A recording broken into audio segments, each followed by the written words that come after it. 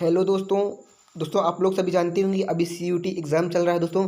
तो दोस्तों एक तरफ ये खबरें आ रही है कि दोस्तों नॉर्मलाइजेशन होगा कि नहीं होगा, ठीक है दोस्तों।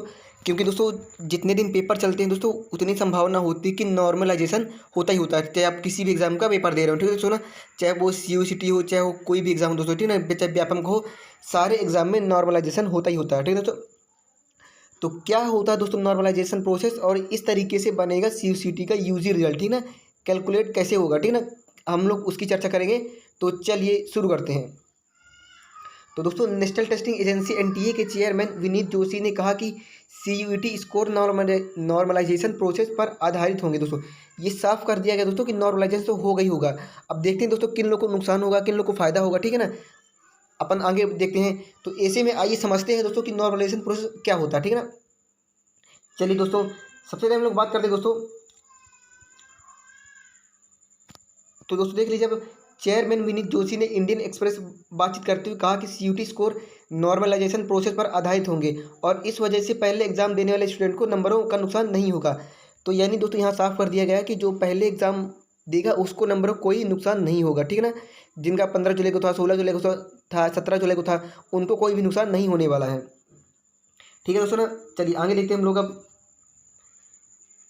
तो दोस्तों दरअसल 11 जुलाई को सीयूईटी एग्ज़ाम को लेकर एग्ज़ाम सिटी जारी की गई, ठीक है, स्लिप जारी की गई। तब जाकर स्टूडेंट को अपने एग्ज़ाम की तारीख के बारे में मालूम चला, ठीक है। जिन लोगों के एग्ज़ाम पहले फेज़ में है यानी 15 जुलाई से 4 अगस्त तक, उन स्टूडेंट्स का कहना है कि उन्हें एग्ज़ाम की तैयारी करने के लिए ज़्यादा वक्त नहीं मिला है, ठीक है ना। वो स्टूडेंट कह रहे हैं कि हमें एग्ज़ाम करने की ज़्यादा वक्त नहीं मिला, ठीक है ना, अपने दोस्तों के मुकाबले, ठीक है ना, ज़्यादा वक्त नहीं मिला। यहाँ तक कि कुछ स्टूडेंट्स ने यह कहा था कि उन्हें स्टूडेंटों से मुकाबला नहीं कर सकते जिनको सीयूईटी एग्ज़ाम दूसरे फेज़ में देना है, क्योंकि सीयूईटी एग्ज़ाम का दूसरा फेज़ 4 अगस्त से 20 अगस्त के बीच करवाया जाना, ठीक है ना।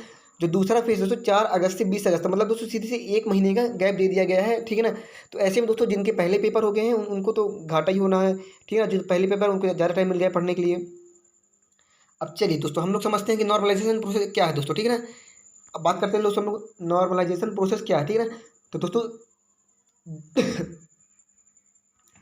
दोस्तों दरअसल सभी स्टूडेंट को एक समान कैटेगरी में रखकर आंका जाए, ठीक है ना।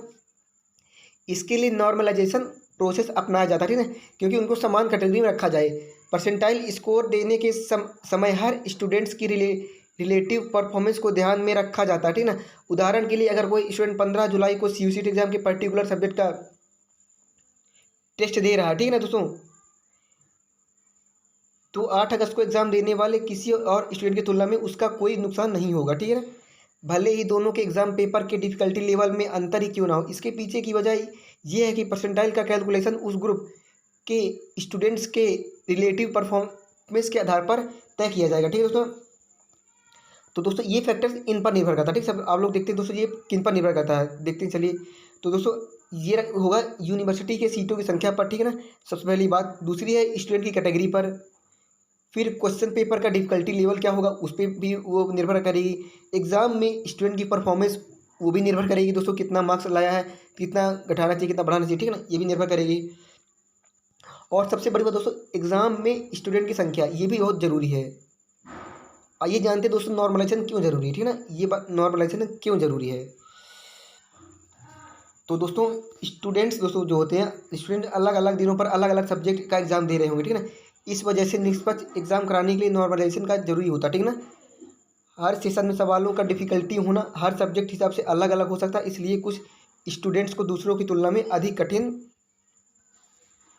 सवालों का जवाब देना पड़ सकता है, ठीक है ना। सवालों का जवाब देना पड़ सकता है, इस वजह से उनके नंबर कम हो सकते हैं। यही वजह है कि एनटीए द्वारा यह सुनिश्चित करने के लिए नॉर्मलाइजेशन प्रोसेस का इस्तेमाल किया जाता है कि स्टूडेंट को एग्ज़ाम के डिफ़िकल्टी लेवल की वजह से ना तो फ़ायदा हो और ना ही नुकसान हो, ठीक है ना, ना तो फ़ायदा हो ना तो नुकसान हो।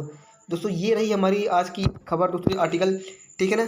तो अगर वीडियो पसंद आए तो लाइक कर दीजिए दोस्तों, कमेंट कर दीजिए। और दोस्तों जो भी आपके फ्रेंड्स ने नीट का एग्ज़ाम दिया दोस्तों सीयूईटी का, तो आप लोग उन लोग को जरूर ये वीडियो शेयर करें, ठीक है ना, ताकि उन लोग को भी फ़ायदा मिल सके कि ये क्या होता है, ठीक है ना। घबराएं बिल्कुल नहीं दोस्तों, और तैयारी जम के करें, ठीक है। जिनके पेपर ही बाकी हैं वो अच्छे से पढ़ें दोस्तों, ठीक है ना। Thanks for watching. जय हिंद, जय भारत।